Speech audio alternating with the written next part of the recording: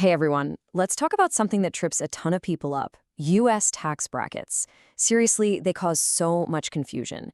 But here's the thing. What if I told you they're actually way simpler than you've been led to believe? Yeah. Let's dive in and I'll show you exactly how they work. Okay, let me paint a picture for you. You're about to get a raise. Awesome, right? But then this little nagging thought creeps in. Wait a second. Is this raise going to push me into a higher tax bracket? Am I actually going to end up with less money in my pocket? Sound familiar? Yeah, it's a super common fear. All right, let's just rip the Band-Aid off right now. The answer to that question is a huge, absolute no. No way. That whole fear is just based on a big misunderstanding of how our tax system works. And today, we are going to clear that up for good. Yeah, we're calling this the Great Tax Misconception for a reason. It is so widespread. But here's the simple truth, okay? Earning more money is almost always, and I mean always, a good thing for you. So the myth kind of goes like this. Oh, I make 100 grand, that puts me in the 24% bracket, so I must owe $24,000 in taxes, right? Nope. That's totally, completely wrong. And to really get why, I've got a super simple analogy for you. So, I want you to completely change how you think about your income getting taxed. Stop picturing it as this one giant pile of cash. Instead, I want you to imagine it as a series of buckets. It works like this. The first dollars you earned all go into bucket number 1. And once that bucket is totally full, any more money you make just spills over into the second bucket. And when that one's full, it spills into the third, and so on. Now, here's the most important part. Every single one of those buckets has its own unique tax rate. Okay, to make this super clear, let's use a real example. Let's say you're a single filer, and your taxable income for the year is exactly $100,000. So how does that 100 grand actually fill up our buckets? Well, it fills them up one by one. The very first $11,000 you earn goes right into bucket 1. After that's full, the next $33,000 or so fills up bucket 2. Then the next $50,000 fills bucket 3. Now look closely here. Only the very last little bit of your income, that final $4,600, is what actually spills into that fourth and highest bucket. See how that works? All right, so we've got our money all sorted into the different buckets. Now for the fun part. Let's actually apply the tax rates to each one and see what the real tax bill looks like.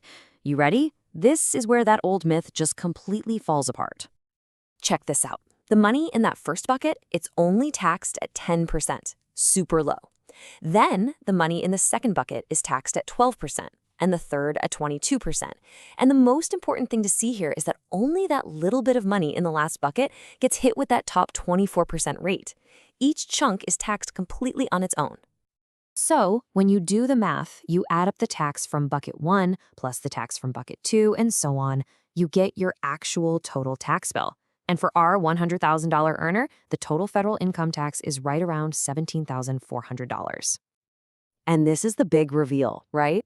You are not paying 24% on the whole $100,000. Not even close. If that old myth were true, you'd be paying $24,000 in taxes. But the reality? It's thousands and thousands of dollars less. That's a massive difference. So just by understanding this whole bucket idea, you've actually, without even realizing it, learned 2 of the most critical concepts in all of taxes. Now let's put the official names to them. First up, you've got your marginal tax rate. That's simply the tax rate of your highest bucket, the rate you'll pay on your next dollar earned. For our example, that's 24%. But then, and this is what really matters, you have your effective tax rate.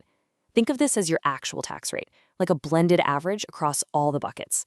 And when you divide our total tax by our total income, you see it's only 17.4%. So you know when you hear someone say, oh, I'm in the 24% tax bracket, what they're really talking about is their marginal tax rate. It's just the rate that applies to that top slice of their income, not the whole thing. Okay, so we've done the math, we've learned the terms. What does this actually mean for you? Why does getting this buckets analogy matter when you're making decisions about your own money? Well, this whole system we've been walking through, it has a name. It's called a progressive tax system.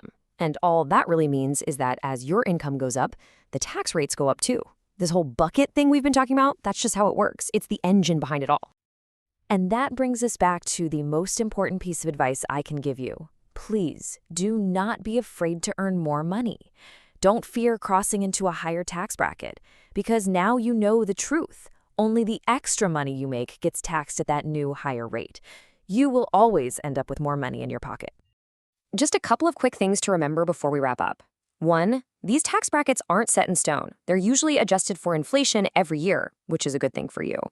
And 2, the exact size of your buckets depends on your filing status. Whether you're filing as single, married, head of household, all that stuff.